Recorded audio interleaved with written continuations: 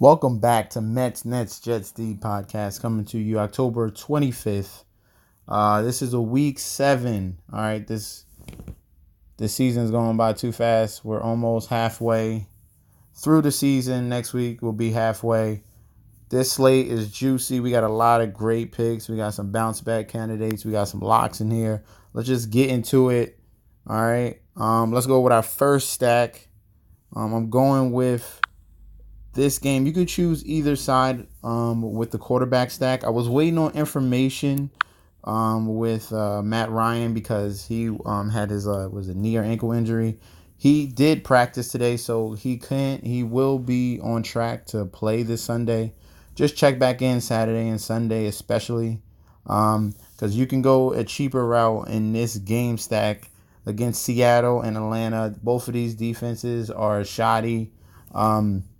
This is why Russell Wilson puts up the numbers he does, because their defense is giving up a ton of points. Gave up 30, 28, 29, 33. Like, this defense is not good. Understandably, because it's on to the youth movement. It's gone from the Legion of Boom. Now this team is all on Russell Wilson's shoulders.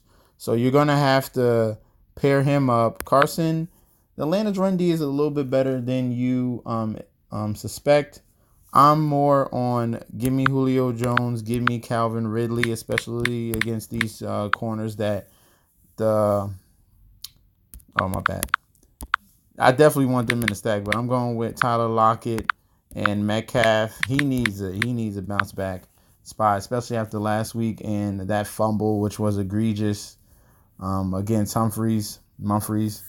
But definitely pair these two guys. The tight end for Seattle was a little shaky. We thought it was going to be Luke Wilson. It was more Jacob Hollister that got targeted, but that can change on a week-to-week basis. So I don't want to touch that. But mainly I would go with Wilson, Lockett, Metcalf. If you trust Carson, you can, but I think there's better options at the running back position this week. And then you bring it back with either Julio, who's expensive, or you can bring it back with Calvin Ridley and get yourself a nice game stack in here. The loss of Mohamed Sanu is a huge bump to Calvin Ridley. So at 5,600, I think he is at a great price. He hasn't really gone off since really week 2. So I expect a huge bump for him. And then especially since Matt Ryan is going to be back. And if you wanted to switch it, since these are higher priced wide receivers, you go to Matt Ryan, you save yourself $1,200, and you have more money to spend on other positions. All right, but you still have both sides covered. Okay, I love this game stack between Seattle and Atlanta. I definitely see a huge back and forth in this game. Get you some of this stack. All right, definitely. All right, we're gonna move on to the next one. Let me go to the New York Giants versus the Detroit Lions. We're gonna go to Stafford. Darrell Bevel has figured out Matt Stafford. This man is excelling, especially with the depth of each pass that he throws. He leads the league in depth. Marvin Jones, Kenny Galladay. Kenny Galladay didn't show up last week. It was a Marvin Jones show. This week, I believe, is going to be the Galladay. I love this pairing, Stafford, Galladay. Then you have a huge injury. The fact that Kerryon Johnson is going to be out. Ty Johnson is going to step up into that starting role at 4,900. Not really 100% lock, but I'm definitely going to have a lot of Ty Johnson. Just going off what Arizona and Chase Edmonds did to the New York Giants last week. This man went bananas. Now, I put Ty Johnson in here, one of the biggest back that the Detroit Lions have. Definitely has the pass catching ability and definitely can run between the tackles. I like this core 3 right here. You can bring it back with Saquon Barkley. He has an even better matchup than Ty Johnson because both of these run defenses are horrible. Saquon Barkley against a horrid Detroit run D, which doesn't make sense because they do have Snacks Harrison on that D line, but that's just not enough. Saquon Barkley is a good option. Sterling Shepard is a decent one as well. I just want to avoid that Darius Slay coverage. So this could be a bounce back game also for Evan Ingram as well. He's at 5,300. So in this stack, you can throw these two guys in there. Nah, I said Sterling Shepard. I meant Golden Tate. You know what? Let's go Golden Tate. He's going to be in the slot. He's going to be avoiding coverage from Darius Slay. This is a revenge narrative right here, 100%. We're going to go with Golden Tate. I like this right here. I'm not really going to trust Daniel Jones. I definitely rather go with Stafford. This is especially the fact that the way he's throwing, and this could make him throw even more, the fact that they're going to be without Kerryon Johnson. Just a little bit of bump. That's fine. Kenny Golladay is going to be one of my locks this week. I have two guys that are locks. Golladay is one of them. And it just fits perfectly. Revenge narrative, back in Detroit, Golden Tate, bring it back with your Stafford, Johnson, and Golladay trio right there. That's perfect. So that's going to be our second stack. Focusing on that Detroit Lions offense against that horrid New York Giants defense. We're going to move on to my next one. We're still waiting on news as well for Drew Brees. If Drew Brees is back. So let's see what was the last update. Limited participant for Thursday practice. So if he gets bumped up to full today, then you have a awesome matchup against Arizona. That pace that they run and the fact that they're in New Orleans, this is another bump. Now, please play. This would be huge. So we have Alvin Kamara at 7,600, super cheap for the type of the ability that he has. Like at the beginning of the season, the highest point, he was 8,600 against Tampa Bay. He started the season 85, and we're getting a $900 discount for Alvin Kamara, one of the top running backs in the league, in a plus matchup. We just got to watch the injury report Friday, check back Sunday. If he's going to play, he is a definite in our lineups. Now, a lot of people are going to go with Michael Thomas, and I really want to. But I am afraid. I am afraid of Patrick Peterson because he's going to shadow Michael Thomas 100%.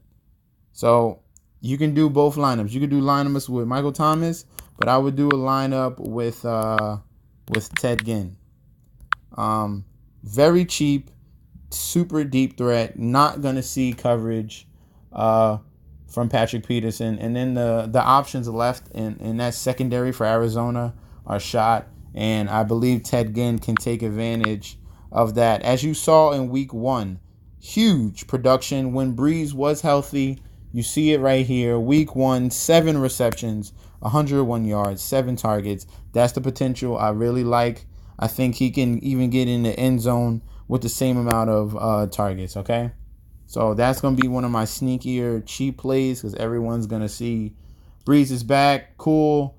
We're going to throw in Michael Thomas 100%, but Patrick Peterson, him and Ramsey are 1A, 1B lockdown corners in this league, all right? And if I want to bring it back, we have Fitzgerald as an option, but also we got to wait on news about if Christian Kirk is back, I'm putting him in at 4,700, too cheap. And then you got yourself a nice cheap stack, 5,500 left to fill out the remaining parts of your build. And that's another great stack. All right, that's stack number 3. We're focusing on these high totals, getting these points. Make sure we're covering all our bases here. So we're moving into the next stack. I think this will be stack number 4. I talked about Wilson. I talked about Matt Stafford in that game against the Giants. I love Drew Brees coming back in his first game. And now we're going to finish this off with I'm going to have a ton of him. Deshaun Watson against Oakland. We saw what Aaron Rodgers did. Deshaun Watson gets the same opportunity to face Oakland. Oakland is okay against the run and god awful against the pass. DeAndre Hopkins, throw him in there. And then one of my favorite, this is my second lock.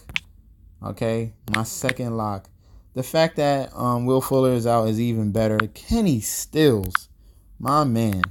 I traded for him earlier in the season. It's going to work. It's going to pan out now. You got to be patient with this stuff. He came out great last week, 4 catches, 105 yards with 17 DK points. This week, I expect even more. Kenny Stills, that acquisition they got from Miami was a huge. It came through fruition because they know that Will Fuller always gets injured every single year, and it never fails. So Kenny Stills was huge insurance, and now it's gonna pay dividends. Lock in Kenny Stills, please. He's gonna be facing Darryl Worley. Yo, these corner. They even traded a corner. The Raiders just traded their Gary and Conley. So this secondary is horrible. This is one of my favorite stacks. Deshaun Watson, DeAndre Hopkins, Kenny Stills. And you bring it back with put both. You could do Darren Waller, and then you can even throw in Tyrell Williams, who is questionable right now. Like I said, he was limited in practice on Thursday. He should play. We'll check on Friday and as well Saturday morning, as you know. This is one of my favorite stacks right here because I love Deshaun Watson. He can go for like 40, 100%. He can go for. He did for 44 against Atlanta. He can go for 40 again. This is one of my favorite stacks. Please lock in some Kenny Stills and Galladay. I'm probably have them in every lineup, pretty much. I'm building a core, and then I'm gonna build my stacks around that core. So if that core goes off and that game goes off, it's perfect. All right. So other plays I like this week, we're gonna look at the quarterback position. Jared Goff, decent option. I feel like Gurley's gonna have a field day against that Bengals run D, which is very horrible. But if you do play Goff, bring it back with Cooper Kupp. They struggle against slot wide receivers. That's one of the options I do like at quarterback. At running back, I spoke about Barkley. McCaffrey has a very tough matchup. He is expensive. He'll definitely get you 20. 100% he'll definitely get you 20, but I don't know if he goes off to pay off that 9,200 because that is a hefty tab. I love Todd Gurley this week. I love Le'Veon Bell against the Jacksonville Jaguars. He was finally showing some life. That line was gelling run game wise. It looked better with Le'Veon Bell against the Patriots. I expect more progress going in against the Jacksonville Jaguars, who do not have Marcel Darius, which is a huge loss to that D-line, and that should benefit the New York Jets, especially the fact that you want to, after that horrible performance on Monday Night Football, you want to bounce back, give Sam Darnold easier pass-catching plays, and that's going to help with establishing Le'Veon Bell in this game. You paid the man. It's time, bro. It's time. This is pissing me off. Like, he needs to have his 30-point game, like, now. He only has two 20-point games in the beginning of the year, but he hasn't gone over 100 yards yet. This man is too talented, and you clearly see it on the field. He's the best player on the Jets, and he shows heart every single week. Ty Johnson I like at that price. You can't kind of say no to that. He should be in your lineups as well. Let's move on to wide receiver. Hopkins, yes. Cooper Kupp, Julio Jones, Godwin. I like that game as well. If you want to choose that game, I would go with Winston instead of Tannehill because I don't trust Tannehill. Godwin and or Evans. You can go with both because both of these wide receivers have a huge advantage against the Tennessee Titans corners with Malcolm Butler and Adoree Jackson. Who else they have? I can't remember right now. But definitely like that pairing, and I would bring it back with A.J. Brown instead of Corey Davis. I like the explosiveness of A.J. Brown better. He had more targets with Tannehill, but he did not get in the end zone, so that's just variance. But he had more targets. Tannehill was looking at A.J. Brown more. Okay, that's another sneaky stack. That'll be the fifth stack that I like.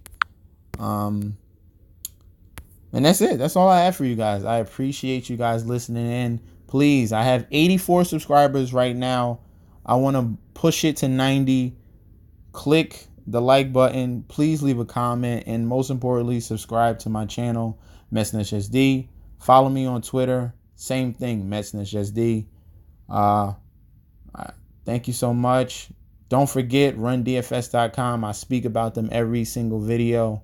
And it's a testament to the fact that it's proven. The results are there.